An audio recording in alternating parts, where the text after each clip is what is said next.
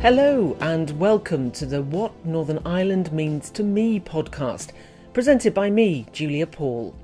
This series has been produced by Shared Future News to mark the centenary of Northern Ireland and is funded by the Heritage Fund on behalf of the Northern Ireland Office. Shared Future News provides information and personal stories on the topics of peace building, reconciliation and diversity to a Northern Ireland audience and beyond.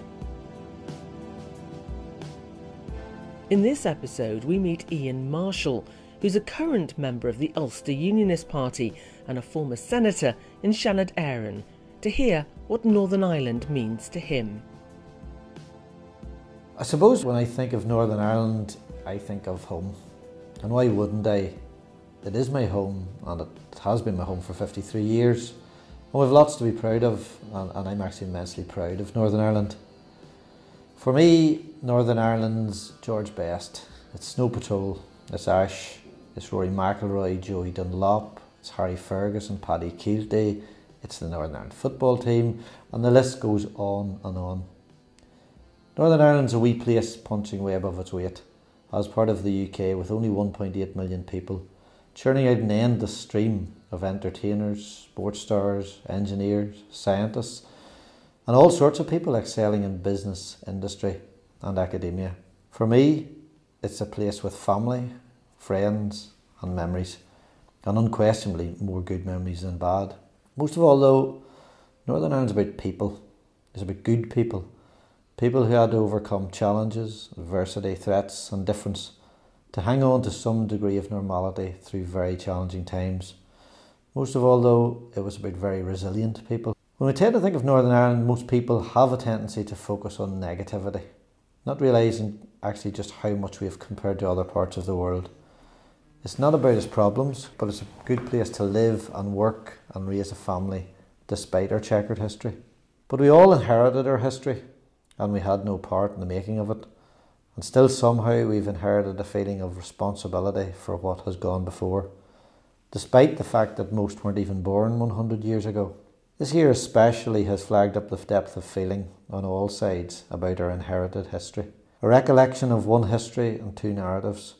And when I think of this history and the often skewed distortion of it, sometimes with selective memory and selective amnesia, I can see that we need to understand it in all its entirety and to put everything into context at a time and a place. Because without the context, everything will conveniently fall into one camp or the other, to score points or to support a position, or to make political arguments for one narrative or the other. When I think of Northern Ireland today, I really think of a place apart, unique and special. Small place with a feeling of family about it and a quality of life.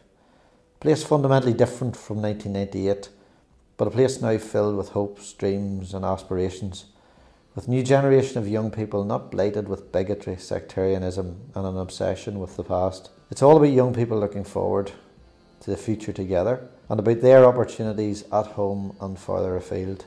This is now about my children, about your children, in fact about all our children. What Northern Ireland means to me is about creating a shared space and just making Northern Ireland a place that everyone can call home and where everyone can feel at home.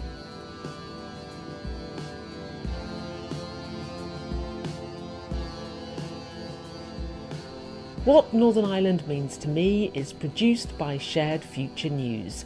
Our staff include Alan Leonard, Alan Mabon and Julia Paul.